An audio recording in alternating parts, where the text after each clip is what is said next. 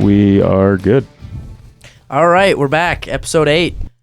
I'm going to be getting into kind of what success looks like because we've talked a lot about, obviously, how bad things can go. So we're going to share a little light today. But quick PSA for anyone in the Midwest area. Watch out for exploding trees. Apparently that's a thing now. It's going to be, well, at least Friday here. I don't know about like Minnesota and stuff, but Friday it's going to be a high of -8. And they're saying that like it's going to be, it could be so cold that the moisture on the inside of the trees could expand to the point where they explode. I don't know how true that is, but it's it could absolutely true.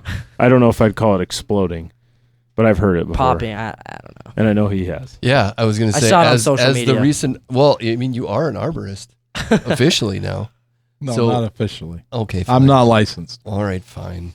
Well, yet.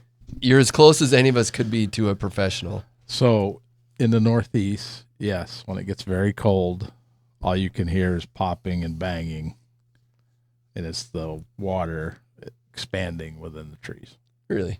Yes. Like enough that they're going to like structurally fall down? Or I don't know that I know that. I've never seen that or heard about that, but they sound like gunshots sometimes.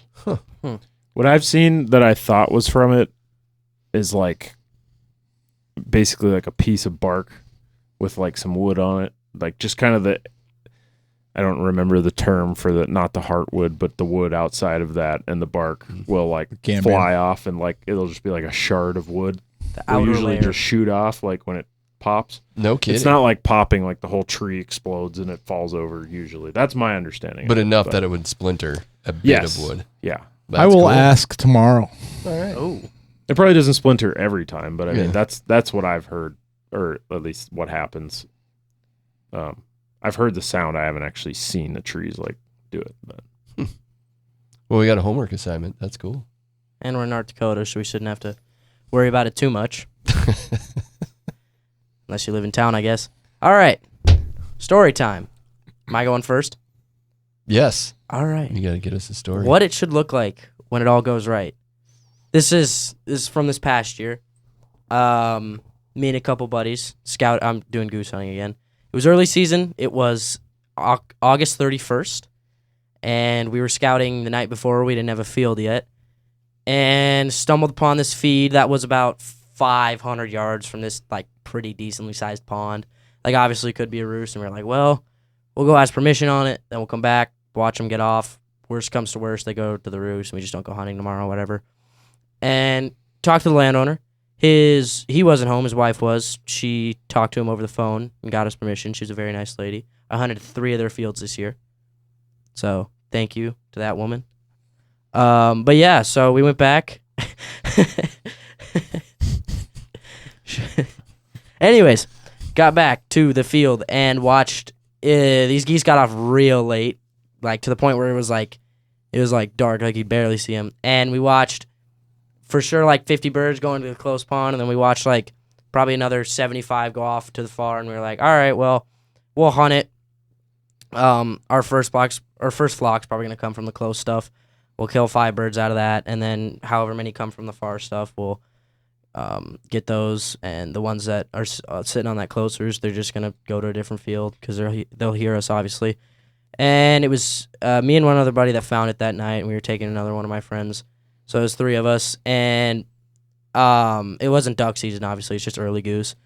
And it was like 4 a.m., so get out in the field, set up, and it was probably the worst experience with mosquitoes I've ever had. There was like a damp spot in this field, and actually we parked the truck and we forgot the bug spray. But before that, So it didn't go as planned. well, it didn't go as planned, but it still was good. But we were wandering around this field with a rake. We were obviously raking up weed stubble, and we stumbled across this guy in like the next to this like low spot in this field where there were some reeds, and he obviously just like didn't plant there. There was this pile of just cut wheat sitting like up against his fence, and it was like a large just pile of cut wheat. It wasn't baled, and we were kind of confused, but I mean we weren't questioning. It was free stubble, so we threw that on our blinds. Stubbling normally takes like 40 minutes, and it took us like 10 that day, so that was nice. Got the decoys all set up, parked the truck on a shoulder that was like on the other end of this field, obviously, so the birds don't get wary or anything. And I forgot to grab the bug spray out of my door. So we walked all the way back. We're standing in this field, just getting like eaten alive by mosquitoes. And I realized I didn't have it. And it was like 10 minutes before light. And I was debating walking back to the truck, but it took us like 25 minutes to walk from the truck to where we were in the field. And I was like, well, if these birds get off early, like we're 10 minutes away from shooting light. And if they get off early, I'm going to miss it. And da-da-da-da-da. The birds, our first flock didn't even get off till like 25 minutes after light. So I definitely could have gone back and got it. And our first flock was a 2-pack that came in, and we landed them and whiffed one of them. It was so bad. We like, dude, like, we landed one of them. That's what it was. We landed one of them. And funny enough, that was the one that didn't die. There was 2 mallards with him, and all 3 of us pulled up on the mallard. I don't know why, but so I shot the goose on the right. There's this goose on the left. My buddy, he pulled up his gun. It jammed, and then he got it unjammed, and he missed, and that bird got away. And I thought that was gonna set the tone for the whole morning. I was like, man, that was bad, and I didn't have high hopes for this field because, like, obviously I thought half of our birds were going to hear us shooting or whatever. So I was like, all right, we're probably going to have a couple more flocks come in and we'll kill, like, I don't know, like 5 more birds, whatever. And I don't know if a lot of the birds switched roosts that night, or I guess didn't switch roosts, but we just must have not seen half the birds get out of that field because there was, like, probably 200 that came from this waterfowl production that was, like, a mile and a half away. And it's early season geese, so a lot of them were young, and they usually did it pretty nice. We had one group that shortstop, but that's early season geese. But other than that, we ended up with 23, and it's early season, so obviously the limit's 15 a person. I mean, we weren't even close to touching that, but yeah, our shooting got progressively better throughout the day. It wasn't great. We had like flocks of 10 come in, and we'd kill like 4 birds. So it wasn't like ideal, but it got better than like missing a landed bird. That was like our second hunt of the season, man. It got better throughout the season. I started like it wasn't great shooting. We could have had like probably 30 birds if we actually like learned how to shoot. But other than the shooting, it was a great hunt. Well, okay. The bugs, that was like the only time his gun jammed that day, I want to say. But he bought a new semi-automatic. He had a pump. He bought a semi-automatic. So he's proud of that. But other than the mosquitoes, which actually after, like, as soon as it got light out, they weren't even there anymore. Like, I don't think I had to swat another bug off me the whole day, which was surprising because I thought they'd kind of just keep on. This is like the first or second week in September. The first day of September. Yeah. September 1st. Yeah, it was, yeah. But it wasn't cold that morning. It was like 50 degrees. But whatever. Anyways, other than the bug spray and the mediocre shooting, it was a great day. Wanted to... Oh, sorry. Did you say you killed a mallard? No. We all pulled up on a duck and then realized it wasn't duck season, and then we swung to the goose. Ah, okay. Good recovery. We did not kill any ducks that day. I have pictures. We didn't kill a duck. Way to fact check him there. That's thinking on your feet. Also, you waterfowlers, and maybe everybody thinks this, but I feel like there's vernacular that can you explain what stubbling is? Yes, so stubbling, very important. Another key of waterfowl hunting. So if you hunt out of blinds, which I'd say like a lot of people do, whether it's a A-frame, which is the ones like you can stand up and sit in, or a layout or a coffin, which is the ones you lay down in, and they have the doors that flip open. You can't just lay it out in the field. It'll stick out like a sore thumb. So you have to stubble it. So whether you're hunting corn, sunflowers, wheat, just a hay bale field, whatever it is, beans, you have to rake it up. If it's corn, you can kind of just pull it out of the ground, but you just rake up the scraps from the harvest of that year. Obviously, corn, it's a lot easier. But yeah, and then you just obviously if you buy a blind, it comes with like little strap hooks that you put the grass or your wheat or your corn or whatever into. That's one thing that I would really pay attention to if you're planning on going out, is have a good hide or stubble job. Don't slack on that, especially around your feet. Obviously, if the birds are coming in low, there's gonna be a lower profile to your blinds, feet, and then your doors progressively throughout the day just get worse because you're obviously opening and closing them. So touch up on those when you have time. Your backs are also really important because 90% of the time birds will circle you. And if you have a shell bag or something and that's sitting behind you, make sure that's covered with grass or something. So cover everything. Yes, cover everything. Make sure there's no camo or brown sticking out. But yeah. What's a feed and what's landing? All right. So, landing is when a bird lands on the ground. You landed it though. You said you landed it. So we called the bird to the point where it landed in the hole. It was a U, but in the designated place we wanted it to land in the decoys. Do you want to shoot them on the ground? I mean, you can. It's like I'd say it's frowned upon by some. Okay. But you can. What's a feed? A feed is so geese do three different things throughout their days. They have a roost where they sleep, and that's usually on water. And then they have a feed which they go to in the morning and the night, and that's a crop field.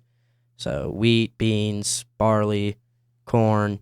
And then in the middle of the day, they go to a loaf, which is a pond or sometimes a lake if they're snow geese.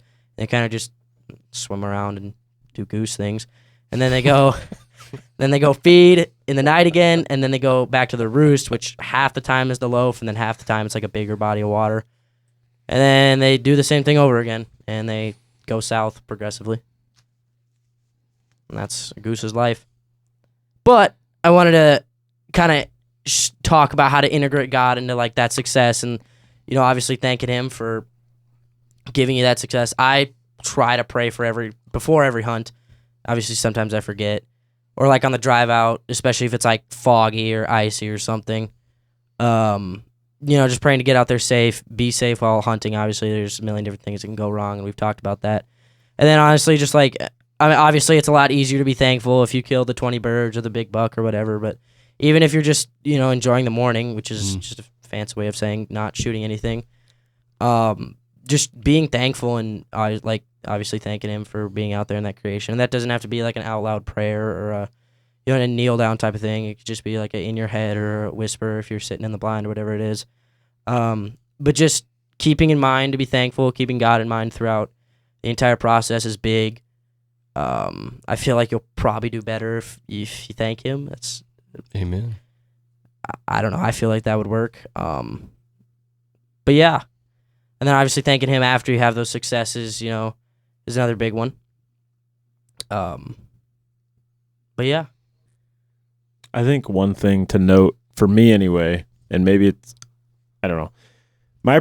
My thought is like, it very well is possible for those prayers that you send up to like, whether it's gratitude or I hope this is a good day. It's obviously possible and happens often that they will work. But that's something that I think that it can get a little questionable. Like,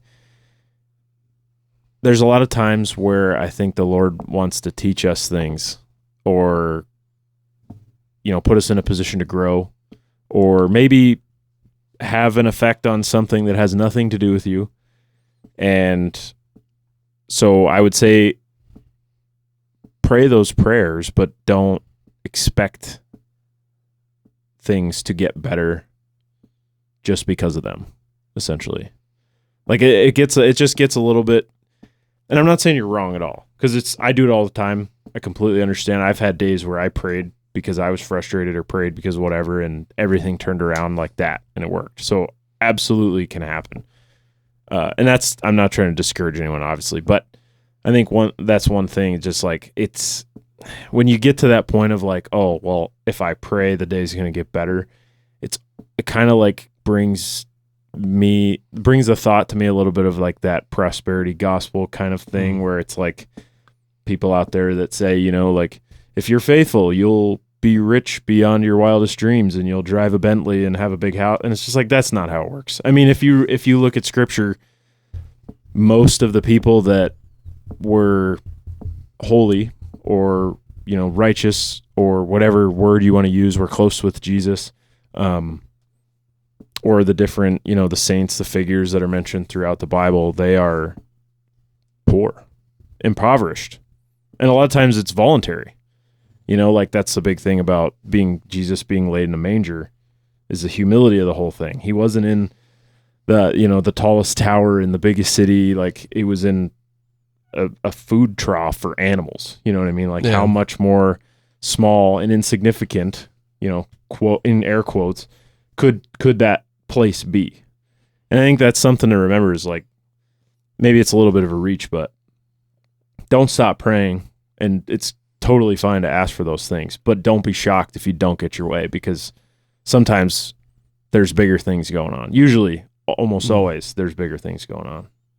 But the sheer fact that you're talking to God, that probably is what matters, right? Oh, that's what I'm saying. Yeah, I think I was trying to summarize what the both of you are saying, and I think where you're going with it is, you may not get exactly what you pray for, but at least you're talking to him, acknowledging.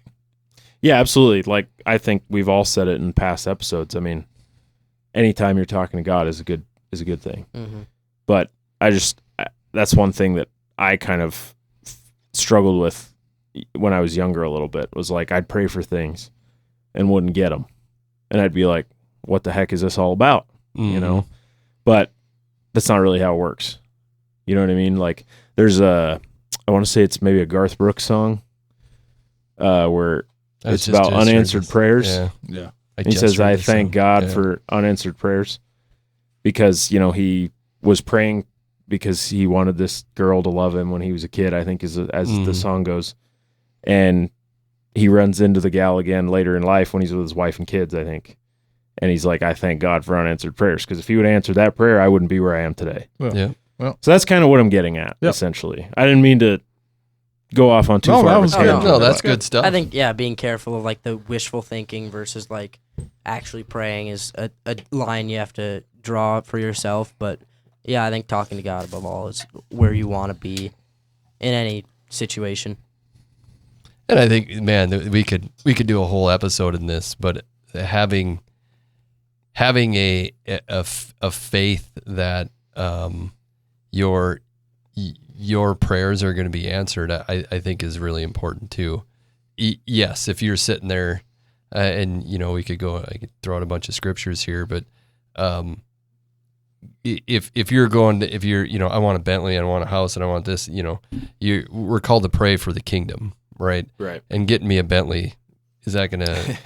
I know why I'm saying, because I wouldn't even want a Bentley if anyways, give me a Ranger boat. Is that going to advance the kingdom? Probably not. But when you're praying over somebody, whether they're sick or they have cancer or addiction or whatever it is, knowing that, that's the last thing that Jesus said to us before he left was, these things will follow you. You're gonna do some amazing things, and you got to have that faith, right? So that's, that faith of a mustard seed, and what you can do with that faith. So anyhow, we could go. We could have Kurt in here, and he could give us a 6-part sermon on just that. Yeah, I mean, unanswered prayers is maybe not the best way to put it, because like you said, it is like those prayers are still being answered. They're just probably not being answered in the way that you think what's best for you. I mean, if you have kids, it's the same kind of thing. Like, your kid says, oh my gosh, I want ice cream at 10 in the morning, and then you tell them no, and they are like losing their minds. And it's just like, well, if we do that every day, you're not going to be very healthy. So it's actually more kind of me to tell you the thing that's going to upset you right now. So that's one thing that, at least being a parent's kind of teaching me. It's pretty. I'm a new parent, but it's teaching me that there, that perspective that God probably has a lot is like, if only you knew what was good for you, but yeah, at the same time, like you said, Dan, that's a good point. It's still important to have faith, the faith to understand, like, God can make a Bentley fall from the sky and land in my driveway if he wants to. You know what I mean? Like, he absolutely can. He has the power. And so yeah, that I guess that's one thing that, I should have Give me a good horse and an old truck, and I'm good. Well, yes. I mean, I'm not, don't get me wrong. I am not like, hurting No, to have a I'm- Bentley, but I'm not saying that. yes, a good horse and a truck fall from the sky. And a chainsaw from your garb today. Loving go. it. Loving it. Well, does anybody have a story where everything went right?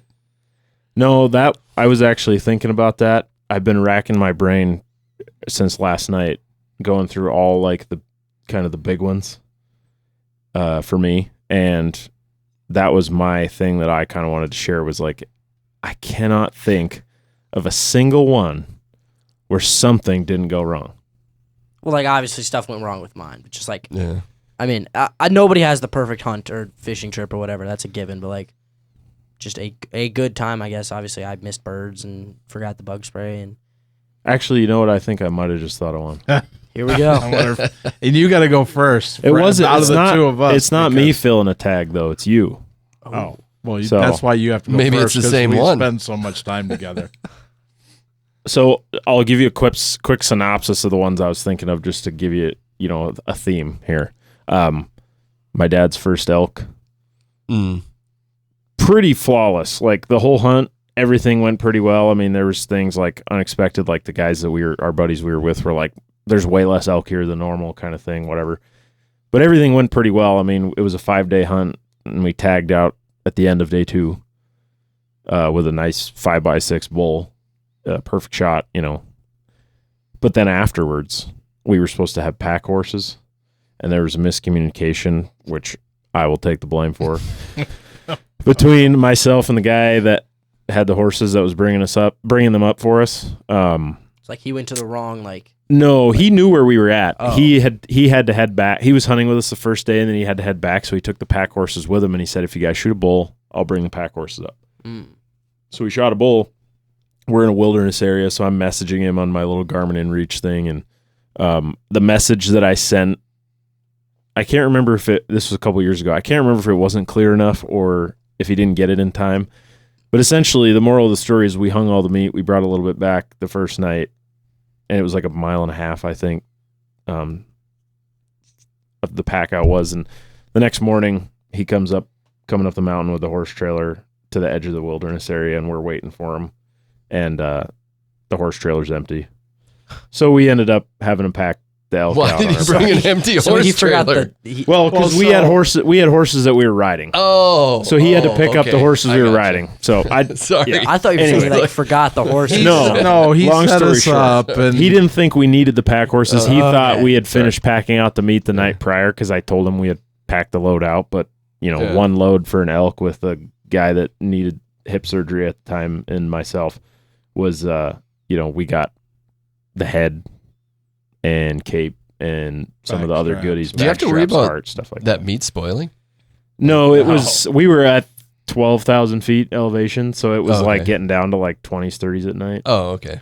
So it was This pretty is chilly. September, right? But I October. suppose It was first October. rifle season, so Oh, it okay. was like second week in October.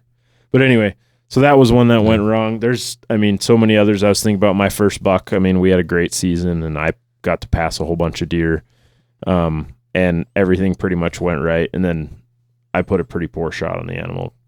I mean, he walked 100 yards and laid down and died. But it wasn't a great shot, So there's always something. Yeah. But the story I actually just thought of that is probably the closest to everything going right was we went down. We had a blizzard on opening day of rifle season, opening day of rifle season 3 years ago. 3 years ago, I That's think it my was. story. Dang it. And we went out. The roads were Wait, pretty you good. guys They had had the just same opened up. story. No. We had No. just Same opened year. up the highway. They had just opened up the highways in the States. We were able to go hunting. We went down opening. I think it was opening day or opening Saturday. It was opening Saturday, I think. We went down and we hunted around. We saw some sign, whatever. We were kind of scouting because we had a relative coming to town to hunt with us, and he was going to be there like a few days later. So we were kind of just scouting to see what was around, see where things were, see where the deer were hanging out. With the fresh snow, it was good. We could get fresh sign. You could see those tracks that you knew were within since the snowstorm happened. And there wasn't a ton of sign. We didn't see a ton of deer.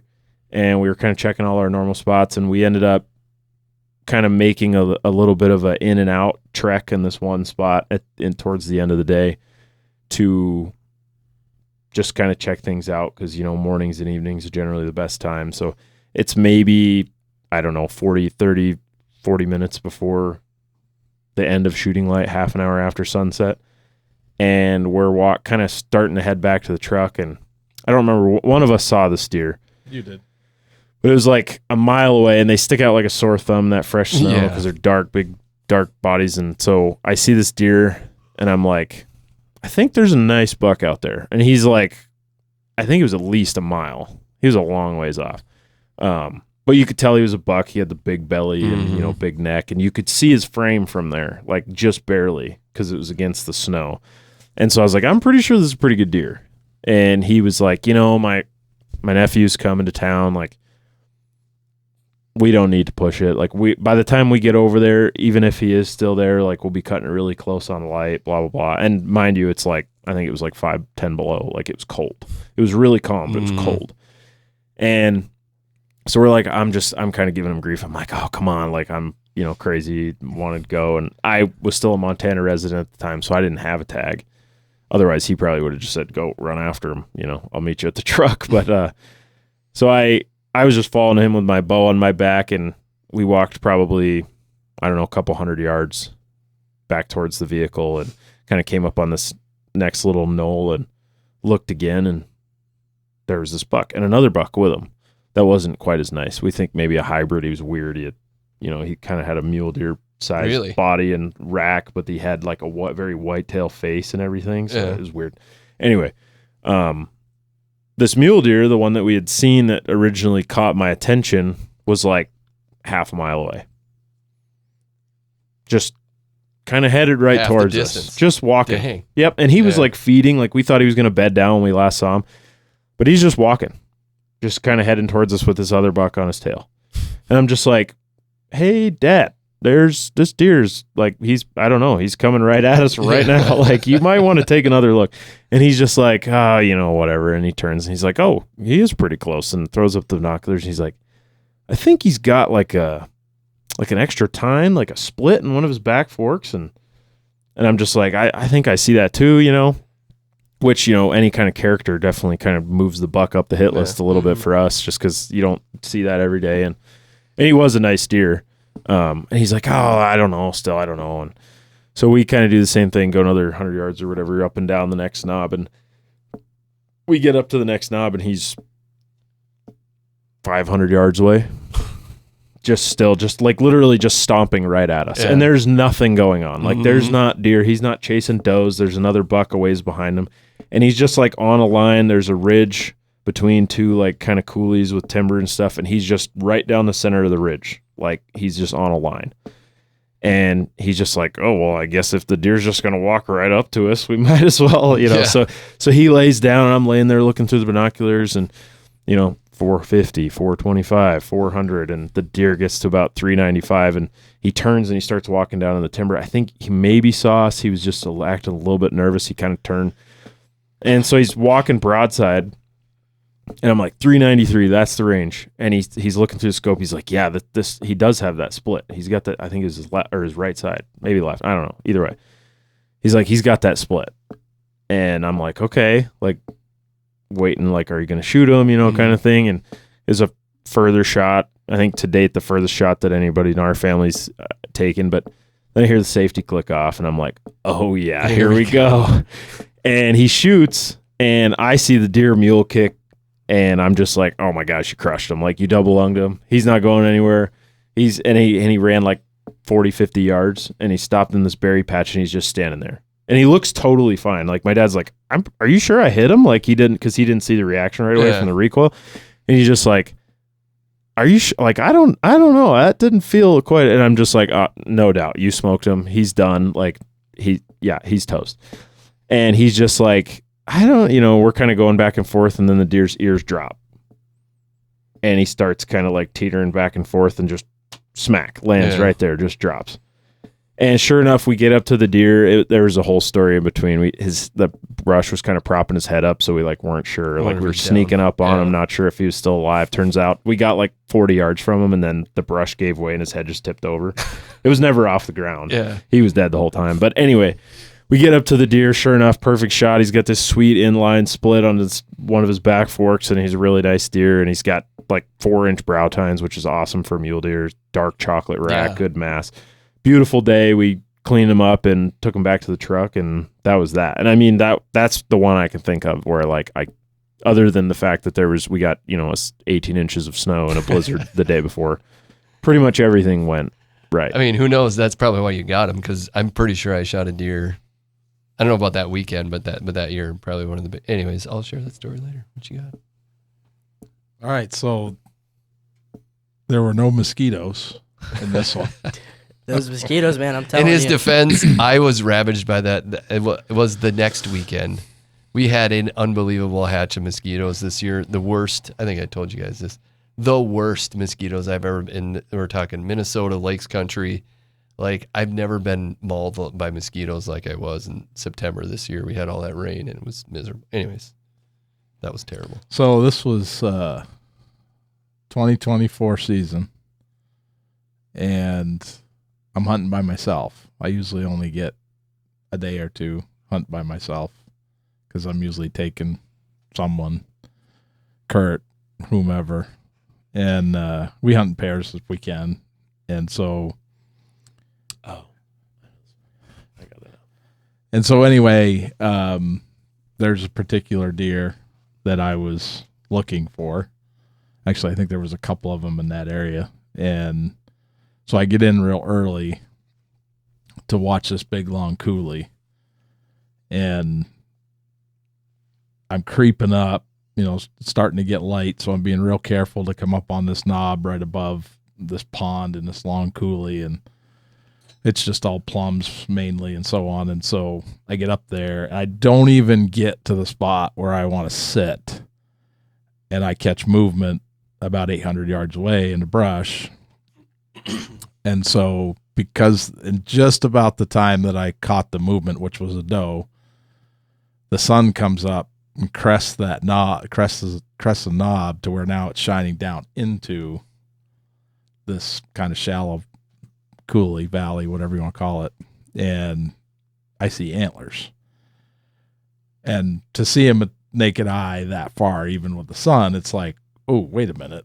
So I put my binoculars up, and I'm like, I don't know this deer, but this is a really nice deer. And so I sat and watched him for a while, and they milled around. The buck was pushing the doe a little bit. They go into a plum thicket, and I sat and watched for probably 20 minutes or so. They don't come out. And I'm like, they went in there and bedded down.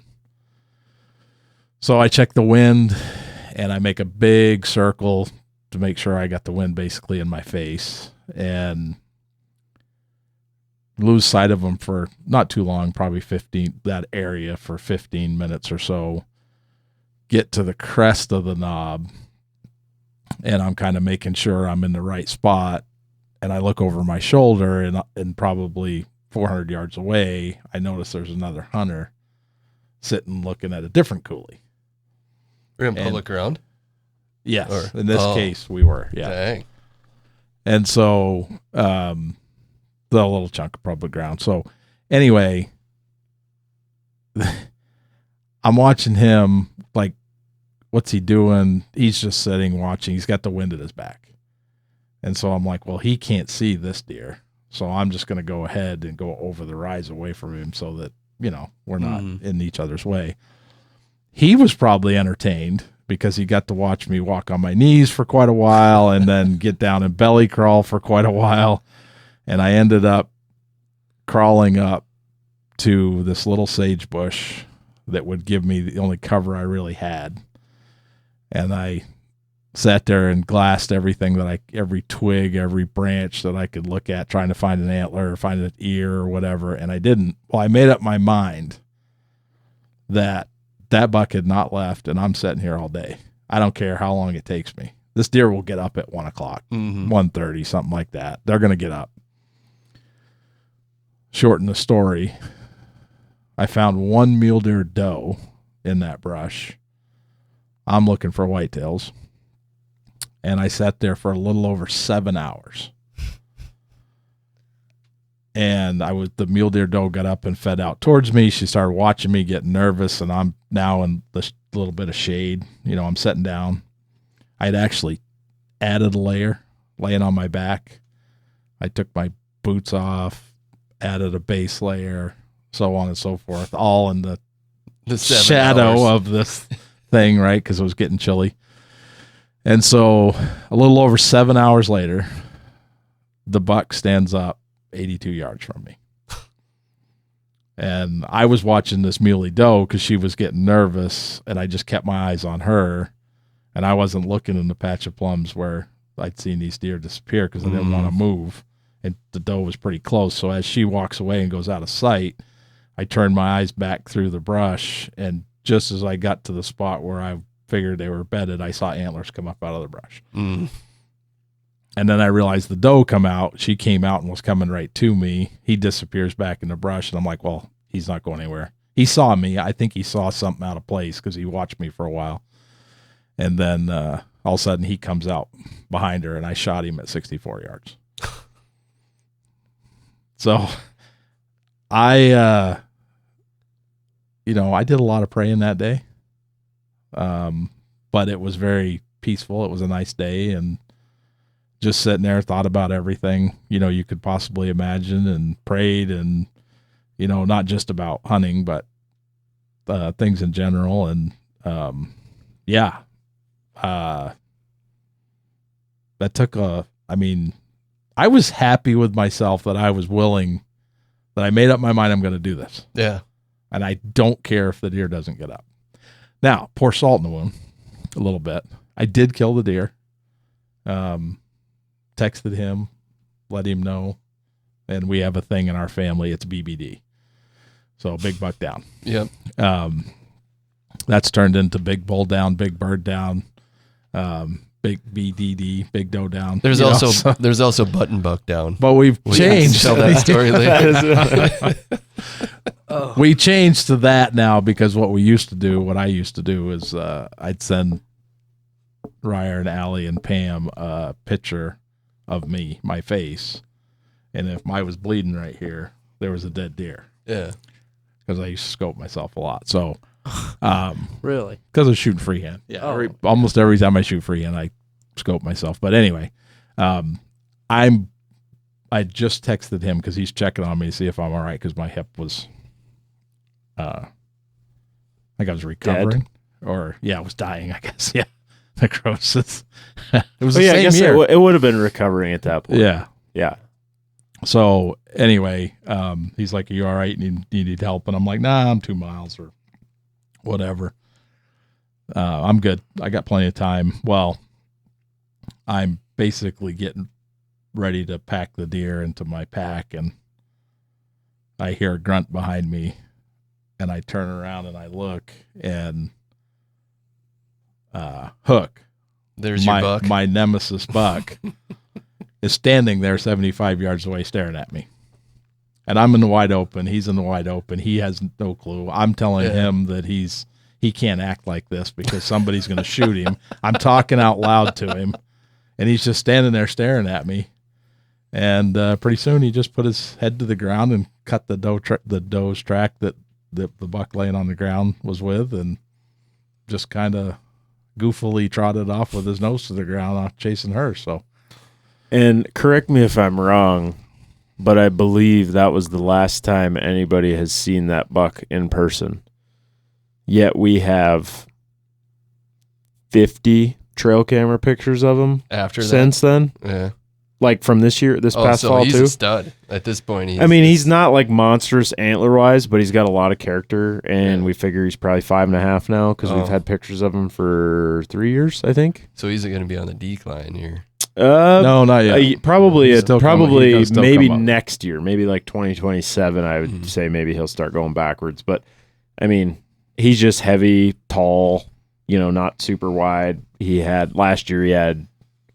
It's a 4x6. He had this 6 mule? tines on his right side, like clean 6 on his right. No, he's a whitetail. He had clean 6 on his right side and like 4 on his left. This year he only had 5 on his right, 4 on his left. But either way, he's just a gnarly old buck. And I think what did you that year 2024 you saw him 4 times like throughout the preseason and stuff, and then we never saw him until that day, and then we haven't seen him since. But we had trail camera pictures of him the 2 weeks leading up to rifle season this 2025. We had I don't know like 20 or 30 pictures of him, and we never saw him once. Well, There's a reason. He was on the right? camera an hour before we were in the valley. Yeah, The second weekend. yeah. And he did the same In the thing middle of the the day. prior year in the same. We had the camera on the same tree, and he did the same thing. We missed him by an hour from the exact same spot. And it's kind of a funny story. Last year, I'll put the pictures up in the video, but last year the picture he was just walking by broadside. It was the last day of the season, and just kind of like teasing us. This year he did it a week earlier. And when he walks by the camera, he's like side-eyeing, like looking right at the camera You as showed he's me that walking picture. by, and he Yeah. looks like he's got a little smile on his face. It is, you can't make it up. It is the funniest thing. But yeah, so that we're hoping that he shows up next year because he's going to be an old boy. But Have you wonder if guys he owns me. Have you guys ever had a deer lick the trail camera? oh yeah, Oh, they do everything to it. elk are Oh, worse. Yeah. Really? Elk are But- terrible. They tear them off trees. Yeah, Really? they kind of rub on them like cows would. Like Yeah. they just get up there and you just see a butt and then a neck and then a leg and then a neck and then a head and then a butt. Because the herds come in and they'll be like, 30 elk and they'll. Mess around with everything. Yeah, they mess with a lot of stuff. So I have to say that to wrap it up. Everything went as planned, other than this was a deer we didn't know existed. Well, we had one trail. We realized after the fact we had one trail camera picture of him in velvet, and we didn't think he was that big. And they ended up scoring like 150 on the dot, I think. He's just really strong mass. Like he was really clean 10 across the board. Like we don't really worry about net scores, like doing the deductions based on the symmetry of the frame and stuff for those of you guys who don't score deer, but we don't really do that. We just do gross scores when we score them, if we score them. But this one would have had like no deductions. Like he was just clean as a whistle, and just like he was almost as heavy at the tips of his tines as he was on his bases. Like just very clean, very consistent. Little like, good height, good width, not crazy tall, not crazy wide, but he just perfect 10. Isn't that so? I've had that happen to me too. When you get a deer down, and you're just you're not caring anymore. You're not being quiet, and I think this for sure happened to me once, and I think twice, where they'll just be deer that'll come up and be like, I haven't seen deer all day. I shoot one, put one down, and all of a sudden I got 3 deer just hanging around me all day, and you're just like, get out of here! What are you doing? They know when you don't have a tag. I am fully convinced that they have some kind of sense. Yeah. Or like if you have a doe tag, you'll just be covered up in bucks. Yep. Or if you have a whitetail only tag, you'll be seeing, like this year my dad saw, I think he could have shot 3 mule deer that were significantly bigger than the one I shot, 2 of which we already knew existed, but I never could find them. And I was hunting mule deer and he had a whitetail only. That's just how it works. Murphy's Law. Yeah.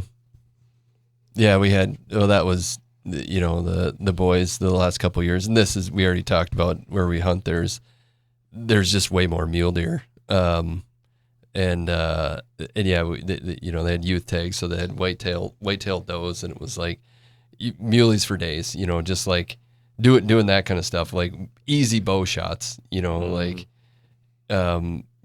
you could throw rocks at them and it's just like, are you kidding me? I've never understood why they don't do an any doe for the youth. I guess I don't. I'm not like an expert in deer. I Populations think or it's anything. because it's statewide, those youth tags. I guess. And so there's a number of units, I believe, where they have mule deer that they don't have mule deer doe tags. Oh yeah. So they don't want people to be shooting mule deer doe tags in units that they don't want to be harvesting them, essentially. But every unit has a whitetail doe tag, so that's what I believe. Yeah.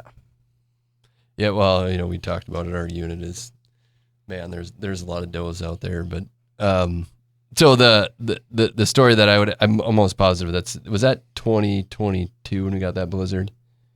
Or was that? Yes, we Yeah, talked about yeah. that. I think we figured that the other day. It was 2022. I'll go and look at it. And like, I think we all, well, I don't know if you got a picture for that one, but that'd be kind of cool if we throw the pictures up. Yep. I have a pile picture of it. I don't know if we took a picture in front of it, but well, that's good enough. So mine, it was, I think this was the second weekend. And it was 2022. We got this blizzard, which was that whole weekend was amazing. Just being out in the prairie. because it was nice after, like Yeah. it was nicer after It that got, blizzard, right? or you were just cabin fever and you wanted to get out, but Because like I remember it being decently nice after, like I just kicked my mic, but yeah, I remember it being decently nice. and well, you had to work hard to get anywhere, so Yeah. you were sweating, right? And I don't want to be mean about this, but let's just say there was a whole lot less road hunters out, like when the roads were terrible like that. It was like we had the prairie to ourselves. And so we, on this day, my brother-in-law was with us. He walked in on, at least, well, have you guys ever seen elk down there? On occasion, yeah. Yeah. So we walked in and he got on, I think it was 3 bulls, that was probably the second time I'd ever seen an elk in the wild, for sure while I was hunting. So that was cool. And it like, so he thought he walked in this draw, thought he was going to get on something, never did. And so he comes back and it was colder. I probably had an hour left and he's like, all right, you can go walk down this draw. I'm going to take the boys in town. We're going to get some pizza. I know this story. I told the story in church one day. Spoiler alert. So, he's like, all right, I'm gonna walk up this draw. And so from, I always try to be purposeful about praying before I go. And it was, same thing, just all by yourself and walking. And you have this, it was basically in the middle of this huge pasture that's got everything you want, crop, coolies, big pasture land. Anyway, so I start walking and it was, I can't explain it. I've kind of talked about this, that there are just times when I just feel like the Holy Spirit's guided me or something, because I didn't have a plan. I never walked in this area. I was just like, this is where I'm going. So I walk, and the first thing I see is this coyote pup, like just like bouncing around, being nuts, and I'm like, oh great, this, because I couldn't tell size how far away I was, and I'm like, well, this thing's gonna bounce and it's gonna wreck my deal for any deer I'm seeing, and so I kind of start walking a little bit, just right down in the hole. So I was like, all right, that's cool. So I keep walking and I hit a fence line, and I look up this fence line, and I see these 2 bucks going at it, just kind of not bad, but just kind of tangling with each other. And I'm like, well, okay. So I back off a little bit, and neither one of them were very big, 2 whitetails. I could see that. So I backed off and I come up over this hill, and like, I don't know if I would want to have a picture of this, because I have this vivid, like the coolest mosaic mural you've ever seen. Like, imagine a sunflower field in wintertime. It was cold, right? So this unharvested sunflower field, this really good buck. I'll get you the picture. All right. He's got 3 does in this field, and they're like appearing and disappearing as they're walking through this sunflower field. Is like unlike anything I've ever seen. And he's herding these does to keep them away from those 2. So a different buck, and those 2 other bucks were trying to get into his field, and he wasn't letting any of that business happen, and he's just herding around. So I get up, and I'm exposed on this. It is just a harvested field. It was stubble of some kind, and 16 inches of snow or whatever we got. So I finally get to a spot where I'm like, this is as close as I'm going to get, which they're on the wrong side of the fence. So I'm just sitting there, we'll see how this goes. The 2 bucks, they just kind of meander off, they realize this is, they're not even close to what he is. So, he's moving him for probably, I don't know, a half hour. I sit and watch these deer, which was super cool. And one of the does just decides to go pretty much right at me, bounces over the fence, and you could tell he wanted to stay after the other, and then the other two does stayed there.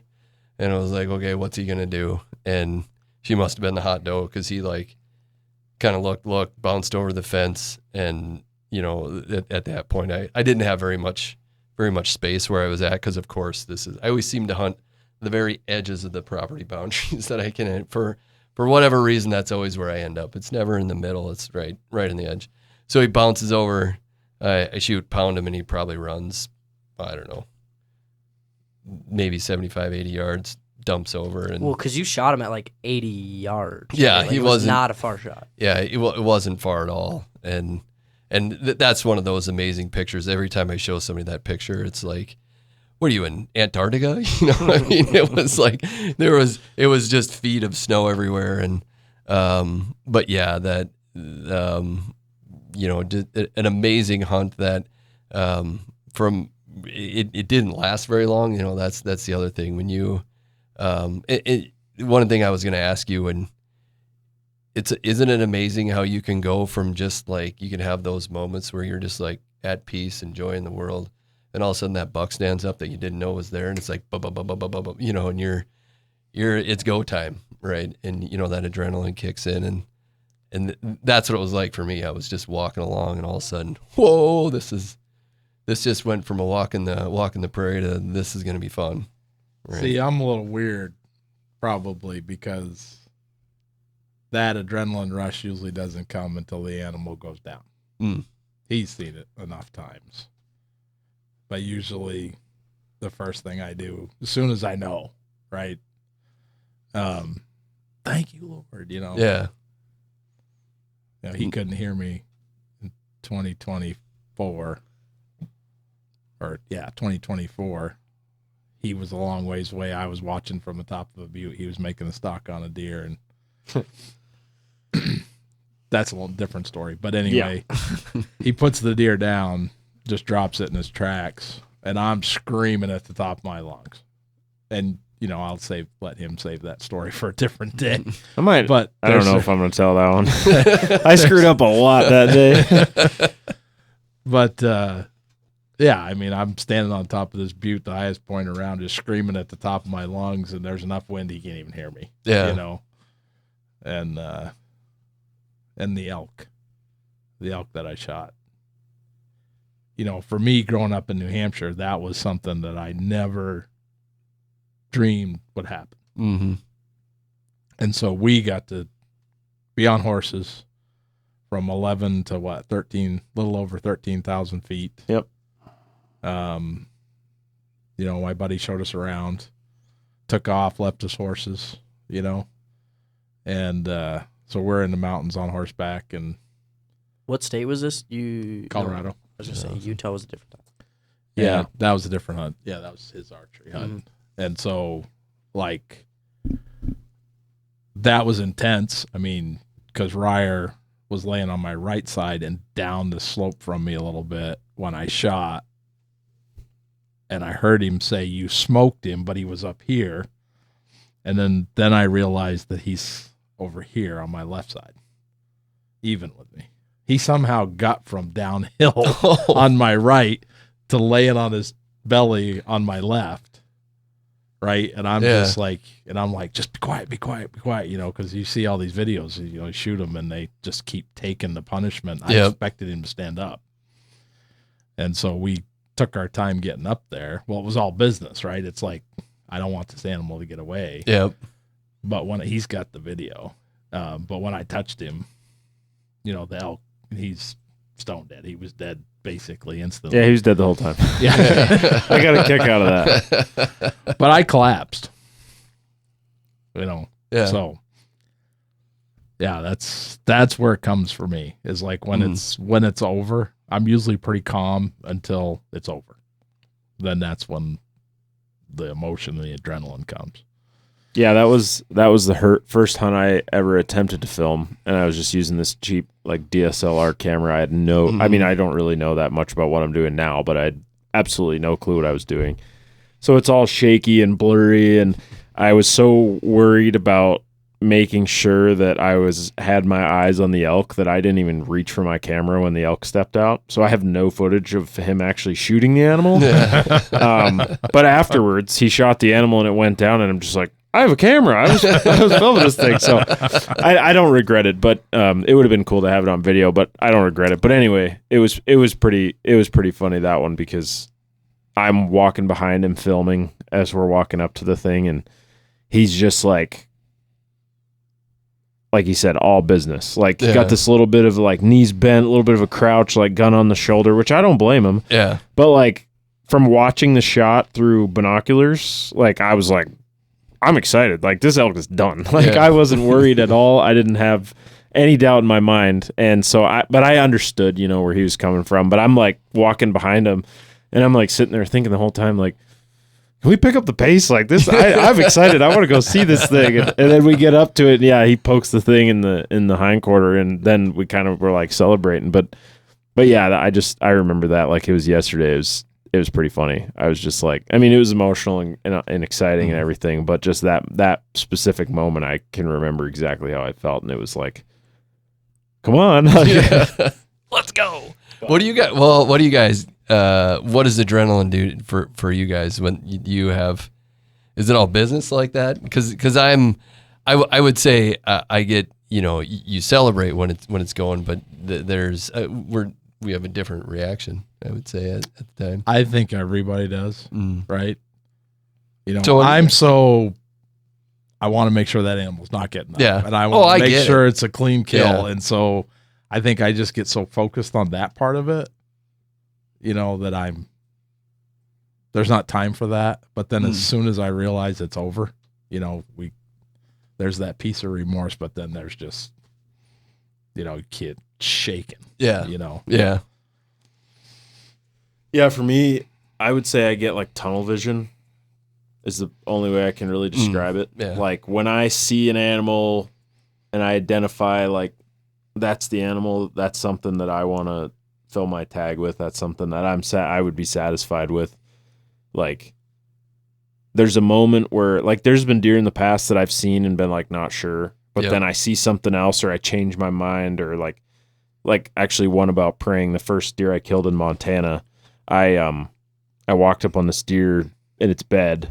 That was the night that with the whole grizzly bear, I was in a grizzly area, and that deer, I was just moseying around, staying in the shadows, and I walked up on this bedding area, and there was beds all over the place, but there was this one deer there, and as I came past this tree, I see him stand up out of his bed. Never even looked at me. It was complete coincidence, luck, whatever. Stands up out of his bed, and he's looking the opposite way, and I'm like, oh. And I was standing right in the shadows. He looked up my way, didn't see me, looked back down, and I threw my binoculars up, and I think he was like 19 inches wide, 20 inches wide inside, and just a 6-point. So just 3 on each side, because I know 6-pointer, 3-point, who knows? But it was a whitetail, I should say, but he just had this super dark chocolate rack. He wouldn't score for crap, but he was just wide and super unique, and he had a big body on him. So I was like, this is a deer. Like, I'm considering it, it was the second weekend of the season. So it was in the Montana season's like, I think you have 5 weekends. You go from the second to like October 24th, like second to last weekend in October, like the weekend before Halloween, till like the weekend after Thanksgiving, I think is usually. So it's longer. But anyway, it was Halloween weekend, second weekend of the season, my first season in Montana. So I'm like, do I really want to, tag out this early kind of thing? And I just stopped in that moment. Like, I'm standing there. There's nothing in between me and this deer. This deer's 60 yards away. Yeah. And he just can't see me because of the way the shadows are, and I'm kind of half behind a tree. And I just kind of said a quick prayer in my head, and I was like, all right, Lord, I don't really know what to do here. If you want me to take this deer, then, give me an opportunity that I can't pass up. Yeah. And like, just as I kind of completed that prayer, that thought, the deer spun around and like started walking away a little bit, and I didn't have a shot. And then the deer turned a little bit and stepped out and was now perfectly broadside, and the sun was shining from behind me in between the trees and illuminating the deer. And the deer's standing there broadside, has no idea I'm there, is like picking its head up and down and feeding. And it's like framed by two trees. Like I could see the whole deer's body like bookended. And I was just like, okay, like apparently you want me to take this one. So I threw my gun up on my shoulder and shot, and he went 30 yards and tipped over, and it was awesome. And I don't regret it one bit. I'm super glad. But that was just a story about the faith thing and the praying while hunting. That was the one time where it was like, yeah, this was divine. Like this moment was, Yeah. He made himself clear. That's one of the clearest moments. But anyway, the adrenaline thing, I just get tunnel vision. I kind of forget everything that's going on. I forget about my surroundings other than the fact that like it's me and I have a weapon and there's an animal. Mm-hmm. And I get the adrenaline like as soon as I shoot. Like, even if I didn't make a good shot or I don't know if the animal's down or whatever, as soon as I, like, pull the trigger or release the arrow or whatever it is, that's when I get the shakes. So. I can identify with that. I get my adrenaline right before the shot. I wouldn't say I get tunnel vision, but I get, the heart rate up, whatever, the breathing. I tell myself the same three things before I don't do it pheasant hunting and bird hunting, but big game I tell myself the same three things: control your breathing, don't celebrate, and what's the other thing I tell myself? We don't know. I'm trying to think, man. I remember those these are two good things. I remember these things in the moment. Squeeze? No, I do that automatically. I think it's stay calm. I don't know. It's something along those lines. The breathing one's the main thing that I worry about. Pick your spot. Because I set my, like, I don't know how everyone shoots. Obviously, I feel like everyone does it different, but I pick a spot. Obviously, if it's a deer or like any big game, it's, right on the shoulder crease, but it's, I pick that spot and like, I decide if I'm not like, obviously if I'm like, I'll look through the binoculars, 5 minutes before I'm going to shoot the animal and be like, all right, like that's where I'm shooting. Like that's my spot. Like that's where I'm going. And, sometimes that's like 5 minutes before I shoot. Sometimes that's like, 30 seconds or whatever. But yeah, I would say as soon as I shoot, I get the adrenaline like dump. Like I usually all of it goes away by the time the animal goes down or like whatever. But yeah, or doesn't go down. We'll talk about that later. Yeah, that'll be a story for another day. That did happen to me. We'll tell that story a different day. And the events leading up almost to it. like Ryer, like your story, but anyways. Because I had the easiest opportunity of my life on a mule deer buck the day before that. He just was a little too small. But anyways, yeah, I've had a deer get up and not go back down before. That was fun. But yeah, my adrenaline comes before the shot, I'd say. It was definitely that way for me when I was younger. When I was a kid, like, it was like a deer steps out that I have a tag for or whatever, because at that point it was like I'm shooting, anything. Yeah. Like when we were hunting the Northeast and stuff. And it was like deer steps out and I'm like, it was immediate. And since I've gotten a little more comfortable, a little more confident, a little more experienced, now it's like, it kind of like, I would say it almost helps me. Like it like helps me zone in the that adrenaline moment, like the tunnel vision. Yeah, the adrenaline kind of helps me like focus, I guess, because I don't really I don't consciously like think about anything that I ever remember. I probably do, but I never remember it. I just remember like what my eyes saw, and then what happened. So it's very weird, but yeah, it's definitely, I would agree. Like everybody's got a different reaction to it. I don't know if I get super like shaky, but it's definitely like the breathing and the heart rate. Obviously, I don't know. I don't feel like I get super shaky. But yeah, I remember the 3 things I tell myself: stay calm, pick your spot, breathe. Because biggest thing for me is like breathing, obviously staying steady and stuff when you're excited, and especially if it's a farther shot or I guess any shot. But yeah, we all told deer hunting stories. I was trying to think of a fishing one, but I had a fishing one that I thought about that actually was probably would have been pretty good, but it's my fishing stories are not generally like entertaining. It's like I got somewhere, I casted, I caught this fish. Yeah. And then it was big. It was big. I don't have like a lot, I think, the hunting there's like a lot more I feel like in between, but I think fishing is like, I would say it's more, obviously both the sports are like a large part of it can be luck or whatever. I feel like fishing is more luck or more just like catching it on the right day. Like obviously there's some spots where you go and it's like that day it doesn't matter what you throw, like the fish are gonna bite or whatever. Not to say that there's times where hunting it's not like the birds are gonna do it perfect, or like you walk and you see 20 pheasants in half a mile or whatever it is. But you were pretty fired up your first pike on a rod at ice out up at That's the story I was thinking of, Chicago, actually. I was excited, but like I don't know how to tell that story because it was literally the first cast, so it wasn't like a bunch of adversity or like anything interesting. It was like we pulled up. He's like, we get all rigged up, and he's like, cast out about right over there, and you might have actually cast right against the ice. Was this bobber fishing? Yep. Yeah, Oh, he yeah. cast it. Oh, He tossed it out, and he hands me the rod, and he said, just watch that thing, and if it goes under, just, you probably won't even have to set the hook much because Actually- the thing will just take off. When That's what happened. We were fishing ice out, so the ice is out about, I don't know, maybe 30 feet, Mhm. 30 yards. Sorry, 30 yards. Until you take a big dead herring, put it on a big cork, cast it right against the ice into the wind, let it drift down the edge of the Yep. ice. Right. So I casted it and I set the rod down. And I said, "Remember to do this." And I opened the bail, and I said, "Don't leave a rod without the bail open because they'll just zing the rod off into the lake."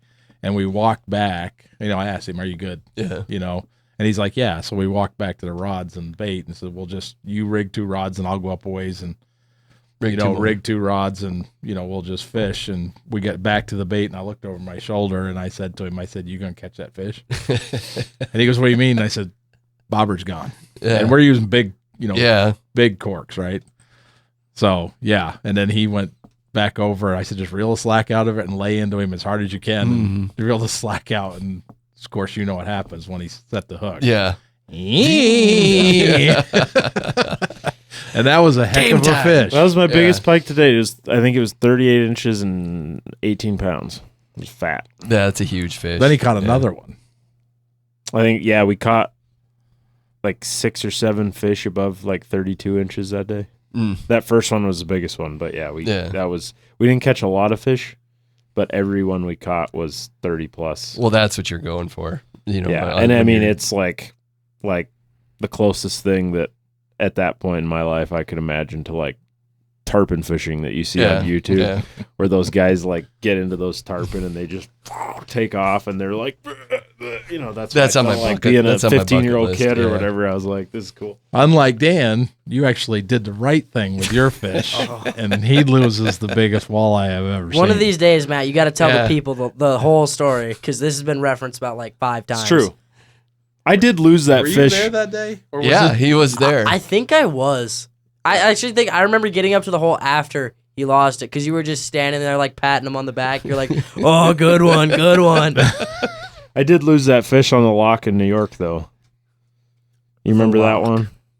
was that a muskie? We don't know. We just saw the belly. But that was where we caught nice walleye, too. Yeah. Because you caught the muskie, and that's where I caught, I think, still my biggest walleye. So it could have been either one.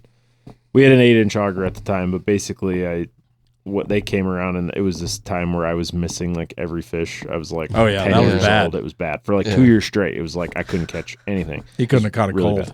bad.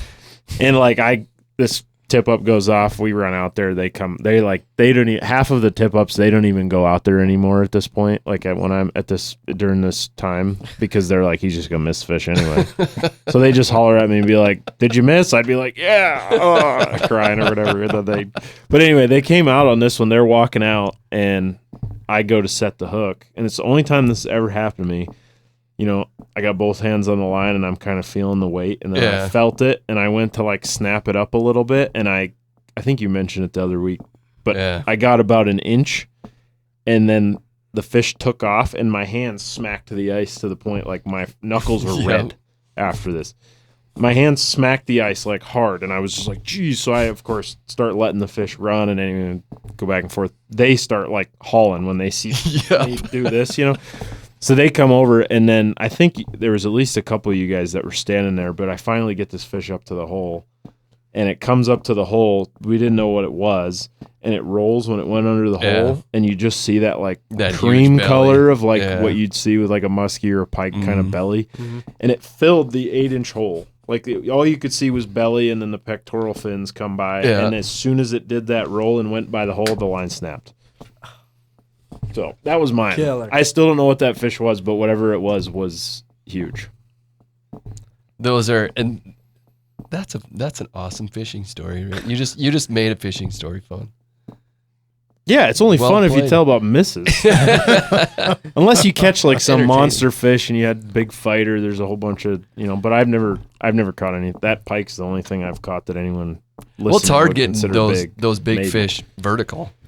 Right? Yeah. You know that's another thing. I haven't gotten very many big pike, but especially when you have a lot of ice, Mhm. you know, because that's the part that sucks is if you haven't done it before, you have an 8-inch hole and you have a 3-foot fish that you need to coerce up this hole, and oh, by the way, it's built for quick movements and speed. So the moment that it decides to run and it nicks that line, poop, like you said, you're done. It's got big teeth. Yeah, it's got too. big teeth. Lots of big teeth. We switched over to steel leaders and we have a lot less issues Yeah. because of that. Because that was what was happening a lot before. Is that you try to get the head to work through the hole and they're thrashing the heads back and forth, Yeah. whipping them back and forth, and that line gets on the bottom of the ice and gets cut if it's like Mhm. mono or something like that. But then those steel leaders, I mean, you could Correct. take a knife to them and they're not gonna, you can't even do anything to them. So Yeah, those fish. we don't miss near as many now. Yeah. We tie on floral leaders because Now with pike, we though. fish. Well, you Yeah, don't rig yeah. tip-offs for pike unless you Yeah. know you're going out there. Yeah, We do. He doesn't fish for pike. Oh, I know. He fishes for. He's a walleye snob. Yes. Snubs. Oh, Schnabbies. Fact of the week. What is it? here we go. So I'll pitch it as another trivia based. Oh. Oh, This will be like an everyone answer. So this is according to the 2017 season. Which species had a higher success rate, whitetail bucks or mule deer bucks? Whoa. This is In, 2017. In like North North Dakota? Dakota? North Dakota, yeah, in oh, North Dakota, okay. sorry. The Can I- whole state. can I Whole state. ask a clarifying question? Yeah. Are you saying higher success rate in terms of the population of the deer, or higher In terms success? of harvest, like So Har- hunter success Yeah, rate hunter on success rate. either whitetail Yeah. or mule deer. So the most whitetail or mule deer bucks killed. Percentage? it's a percentage, yeah. Listen to us. Like, okay. So does this cover the whole state? Because half the state doesn't have mule deer. this does cover this covers the whole state, but it's a percentage based. So Mule it's- deer. All right. It's a percentage. It's a Percentage of what? The number of tags. The total the number of tags tags filled. So out of 100% of mule deer tags, this many got filled, and out of this many whitetail tags, this percentage got filled. I'm gonna go whitetail just to go the other way. All right. Well, you guys took them both. You can say hybrid. I don't know. Jump on the bandwagon. Oh man, I would just say from sheer encounters, mule deer. It is mule deer. Can anyone? Wow. Does anyone want to take a stab at the percentage of mule deer? Percentage of tags filled. Yeah, percentage of tags filled. I'm gonna say 49%. Higher Really? by a You shouldn't have large said amount. that. Uh-huh. Yeah, they still had to guess. What the heck? Yeah. Well, I shouldn't have gone first. I'm getting them I was already going higher. All right.